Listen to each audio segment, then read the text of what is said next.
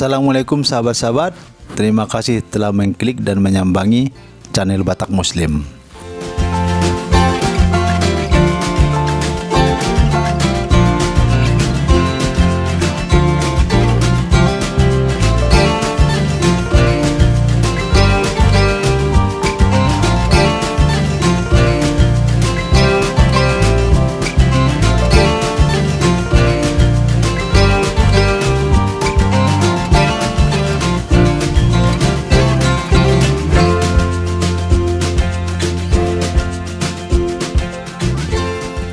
Yesus dengan tegas mengatakan, "Sebab aku berkata-kata bukan dari diriku sendiri, tetapi Bapa yang mengutus aku, dialah yang memerintahkan aku untuk mengatakan apa yang harus aku katakan dan aku sampaikan."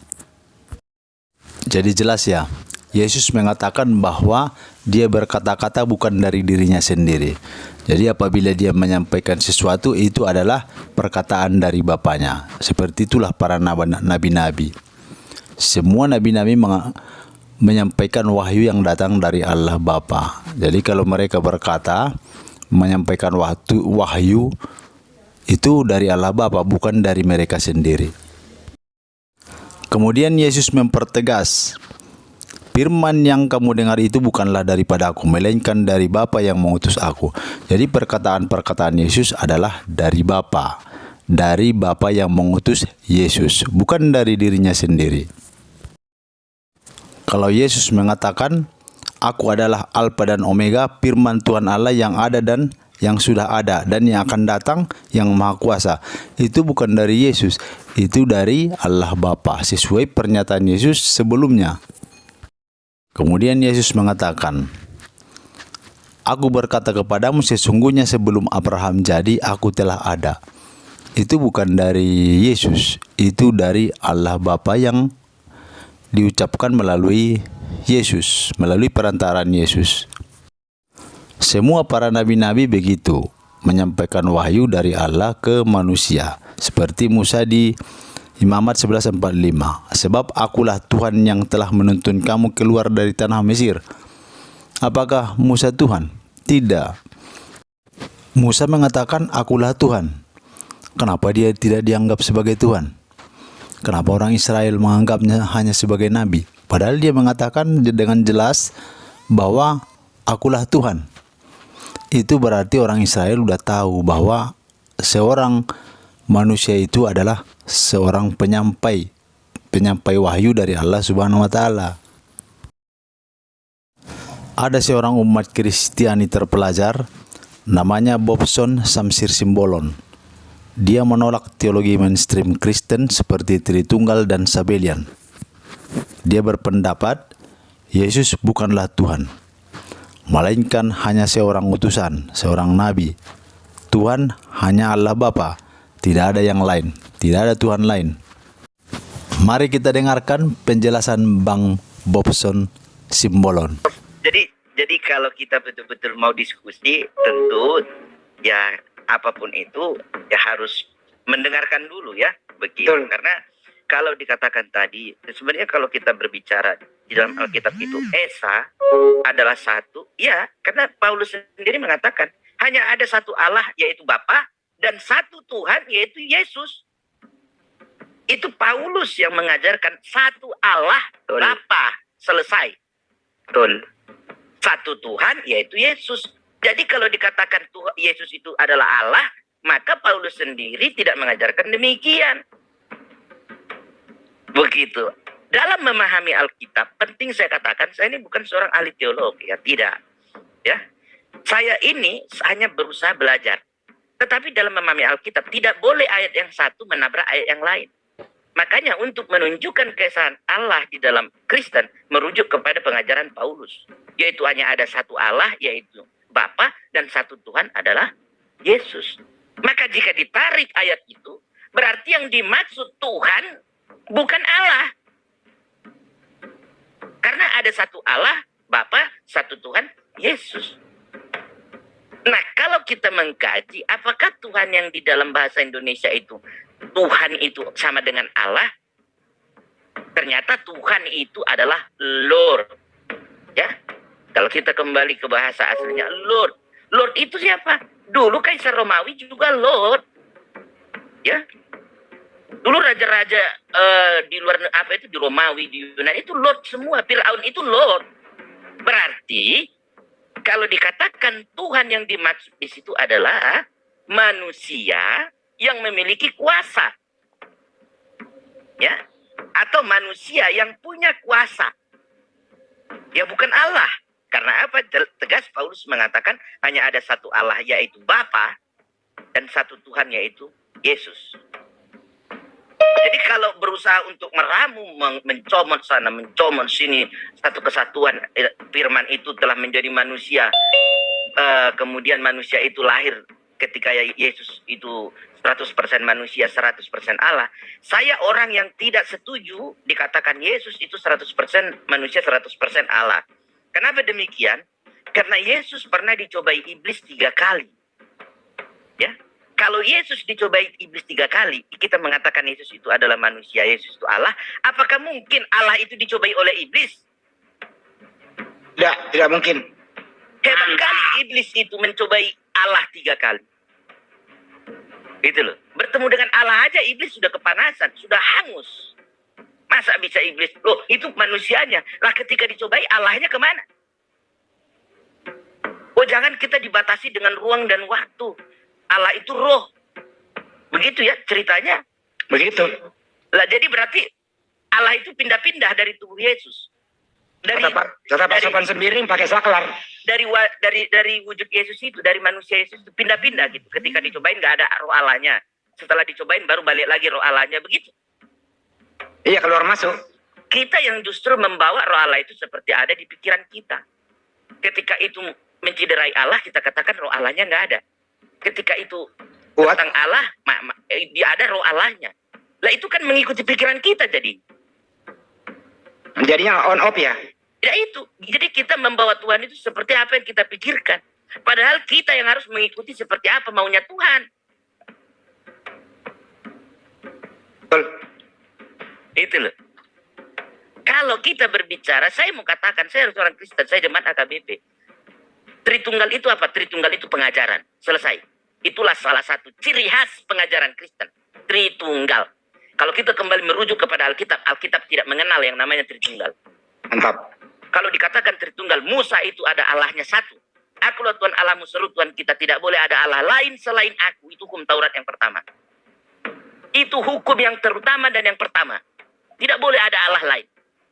Lalu setelah perjanjian baru lahir Yesus. Muncul lagi Allah. Oh, Allah menjadi manusia. Bagaimana mungkin Allah menjadi manusia? Menjadi yang dia ciptakan. Tidak perlu Allah repot-repot menjadi manusia. Allah bisa menyerupai apapun. Karena Allah maha besar.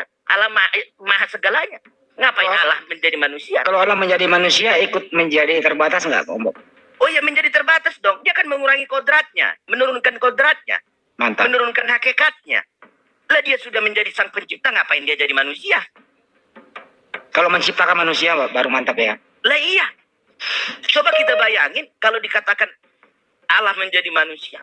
Pada mulanya adalah firman. Firman itu menjadi manusia. Firman bersama-sama dengan Allah. Dan firman itu adalah Allah. Itu dasarnya. Saya mau katakan. Jika firman itu adalah Allah. Apakah Allah itu adalah firman? Balik-balik jadinya. Coba. Bisa nggak Allah itu adalah firman? Tidak akan ada yang terima. Tetapi ketika firman adalah Allah, terima semua. Berarti apa? Firman lebih kecil daripada Allah. Berarti firman adalah bahagian dari Allah. Itu maksud ayat itu. Sehingga Allah tidak firman, tetapi firman adalah Allah. Jangan membatasi seolah-olah firman itu suara Allah. Tidak. Firman itu kehendak. Berfirmanlah Allah, jadilah terang, lalu terang itu jadi. Siapa manusia yang mendengar Allah mengatakan, jadilah engkau terang. Tetapi ada ayatnya. Maka dari situ, kita gunakan akal pikiran kita. Oh, ternyata firman itu bukan tentang suara. Bukan tentang perkataan. Tetapi tentang kehendak. Ketika Allah berkehendak jadi, maka itu jadi. Oke. Silakan. Selamat sore Pak Bob, luar biasa pemaparannya ya, pakai dalil sih. Cuman apa ya namanya Pak Bob? Kalau boleh tahu Anda menempatkan posisi Yesus sebagai apa Pak? Yesus itu utusan, Yesus itu anak Allah. Oke, thank you.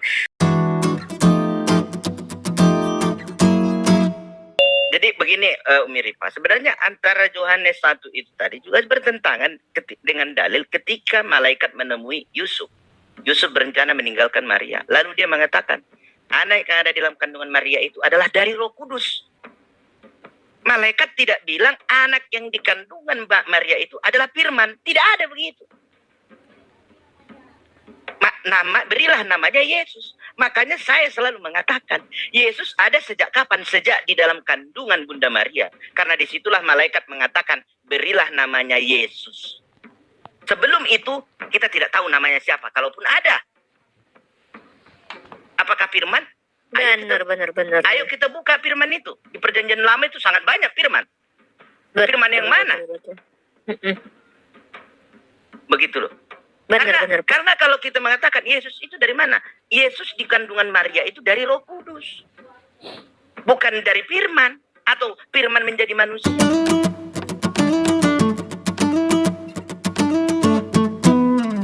Tetapi saya memahami Yohanes 1 itu, di situ Yohanes menceritakan asal usul Yesus kok bisa lahir tanpa pernikahan antara ibunya dan bapaknya. Sehingga ini harus betul-betul diberitakan, ditegaskan bahwa Yesus itu lahir karena firman. Yang dimaksud firman di situ apa? Saya memahaminya kehendak, Ketetapan. kehendak. Wah, Allah keren nih, Pak. berkehendak, dia lahir. Allah berkehendak dia jadi utusan, jadi utusan. Allah berkehendak dia diurapi. Mantap. Apapun kehendak Allah itu akan terjadi tanpa syarat. Biasanya nih Pak Bob ya namanya. Iya. Kalau saya diskusi di TikTok Pak Bob, kalau ada orang-orang seperti Pak Bob ini, pertama diskusi santun, bawa data, bersahabat, pasti dituduh Muslim Pak. Sebenarnya begini.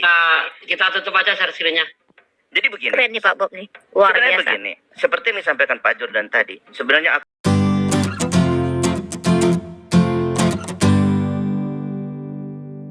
nanti akan terbantah dengan ayat segala yang keluar dari mulutku adalah perkataan Bapa.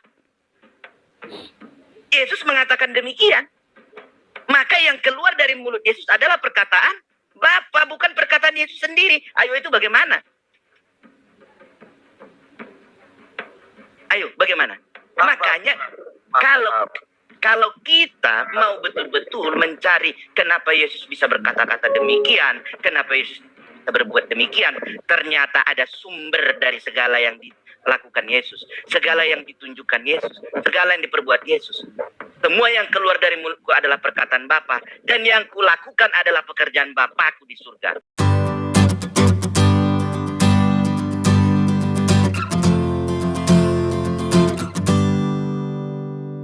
Mau lagi nggak lupa tadi Pak Herman gini Bob, mohon ditanggapi. Di dalam diri Yesus itu ada dua roh, roh manusia dengan roh Allah. Apa benar atau gimana Bob? Tidak ada manusia di dunia ini yang punya dua roh.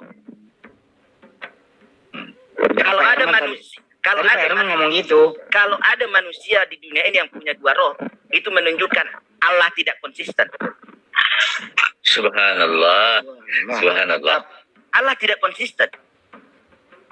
Allah itu maha adil, Allah itu konsisten, Allah itu setia, Allah itu pencemburu, Allah itu tunggal, tidak ada.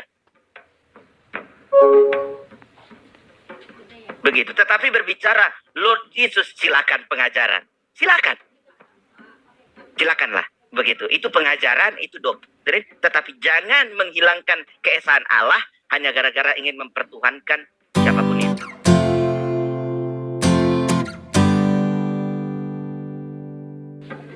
Karena sebenarnya mengenal Tuhan itu memang bagus dengan pengajaran agar kita lebih taat, lebih setia, dan lebih kuat iman kita dengan pengajaran. Tetapi hubungan antara sang pencipta dengan ciptaannya itu tidak ada yang bisa membatasi. Sehingga bukalah diri, ayo kita membuka diri gitu. Sehingga pencipta itu akan hadir dan memperkenalkan dirinya. Akulah pencipta.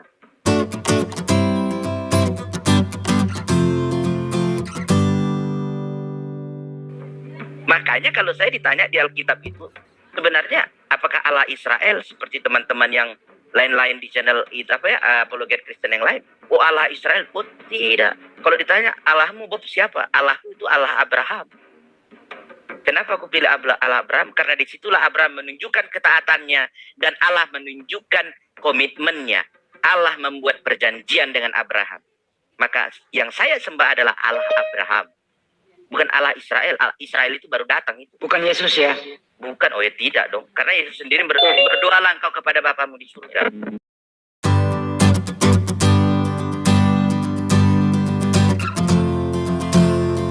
Ke ayat itu Bang Bobson, yaitu Yesus ada sebelum Abraham itu ada gitu loh. Jadi begini Mbak Jol, Iya. itu ketika itu dikatakan, saya mau katakan Yesus juga mengatakan yang keluar dari mulutku adalah perkataan Bapa. Betul. Saya menggunakan dalil itu. Kemudian dikatakan, aku telah mengutus para nabi. Coba kita sebutkan di Alkitab, siapa nabi yang mengaku diutus oleh Yesus? Iya, Nggak nggak ada. Nggak ada. Berarti bukan Yesus kan yang ngomong itu? Bukan Yesus yang bicara itu kan? Berarti Betul. Bapa, berarti sesuai yang dikatakan Yesus. Yang keluar dari mulutku adalah perkataan Bapa. Berarti sesuai dong, tidak bertentangan, tidak bertabrakan. Oke. Maka memahaminya cari yang tidak bertentangan. Jangan justru menggunakan dalil yang satu sehingga menabrak dalil yang lain.